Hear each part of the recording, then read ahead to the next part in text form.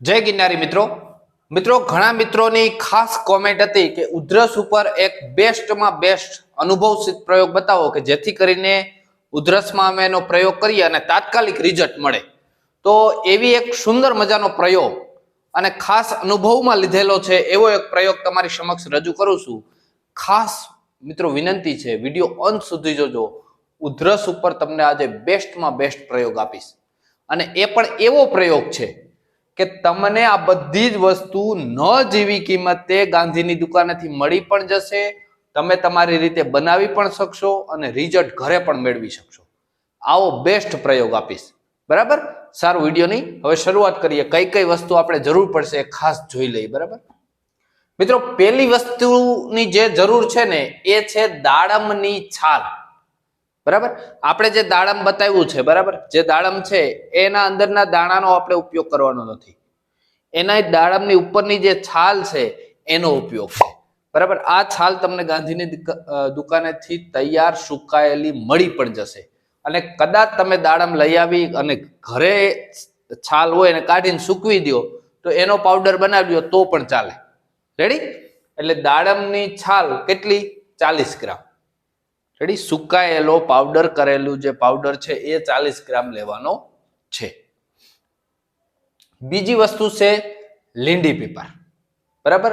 લીંડી પીપર છે ને એ મિત્રો તમારે લેવાનું છે 10 ગ્રામ।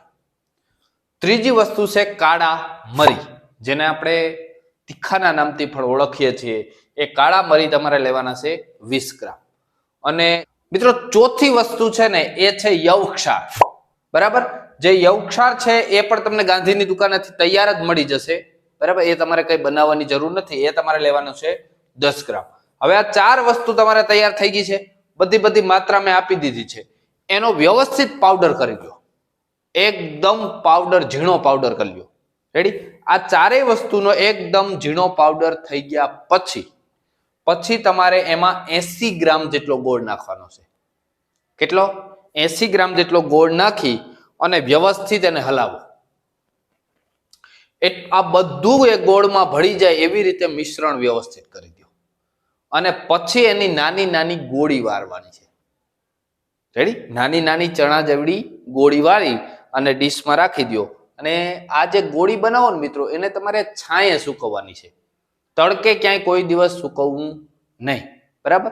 એટલે નાની નાની ગોળ છે એટલે ગોળી વળી જાય, ગોળ આપણે ભેળવો ને એટલે નાની નાની ગોળી વળી જાય, બરાબર? એવી નાની નાની ગોળી તમારે બનાવી લેવાની છે, ચણા જેવડી બનાવવી। હવે એનો પ્રયોગ કેવી રીતે કરવો એ ખાસ મહત્વનો છે। એ પહેલા મિત્રો એક ખાસ વિનંતી છે કે જો વિડીયો પસંદ આવે, તમને એમ થાય કે ના મહેનત તમે ખૂબ સારી કરી રહ્યા છો, તો એક લાઈક આપજો મિત્રો, આ વિડીયોને એક લાઈક જરૂર આપજો। ચેનલમાં નવો હોય તો સબસ્ક્રાઇબ કરી લો। મિત્રો એક મેં જોયું, ગુજરાતીઓની ખાસિયત છે કે ગુજરાતી લોકો સબસ્ક્રાઇબ ખૂબ ઓછા કરે, ખબર નહીં આપણે એવડી મહેનત કરીએ તોય સબસ્ક્રાઇબ। હિન્દી ભાષાની ઘણી બધી જો આગળ આવી ચેનલો હાલતી હોય ને તો એમાં લાખો મોઢે સબસ્ક્રાઇબ થઈ જાય છે તરત, પણ આપણા ગુજરાતીઓ એટલા શું હોય ખબર નથી, માટે વિનંતી છે સબસ્ક્રાઇબ કરી લેજો। હવે આપણે એનો ખાસ કે આનો પ્રયોગ કેવી રીતે કરવો એ તમને કહી દઉં। ચણા જેવડી તમે ગોળી બનાવી લીધી, બરાબર? હવે તમારે એ ગોળી સુકાઈ જાય, બરાબર? એક દિવસમાં સુકાઈ જશે, એટલે તમારે 1 થી 2 ગોળી, તમને જેવી ઉધરસ છે એ પ્રમાણે, ઓછી હોય તો 1 ગોળી, વધારે ઓછી ઉધરસ હોય તો 1 ગોળી, વધારે હોય તો 2 ગોળી, એવી રીતે 2 ગોળી લઈ અને ઉપર થોડુંક ગરમ પાણી પી લેવાનું, ગળી જવાની, ચાવો નહીં તો કઈ નહીં, ગળી જવાની સીધી, થોડુંક માથે ગરમ પાણી પી લેવાનું। આવું તમારે સવાર, બપોર ને સાંજ 3 ટાઈમ કરવાનું છે। અને રાત્રે કદાચ 11-12 વાગે તમને એમ થાય કે ઉધરસ વધારે ઉપડી છે તો તમે ફરીવાર તમે લઈ શકો, આમાં કઈ નુકસાની છે નહીં। આ એવું કઈ નથી કે હેવી ડોઝ નથી કે જેથી નુકસાની જાય, બરાબર? એટલે તમે આનો 3 ટાઈમ પણ ઉપયોગ કરી શકો ને 4 ટાઈમ પણ ઉપયોગ કરી શકો, પણ તમારે સાથે થોડુંક માથે ગરમ પાણી ખાસ પીવું, 1 થી 2 ગોળી પીવી।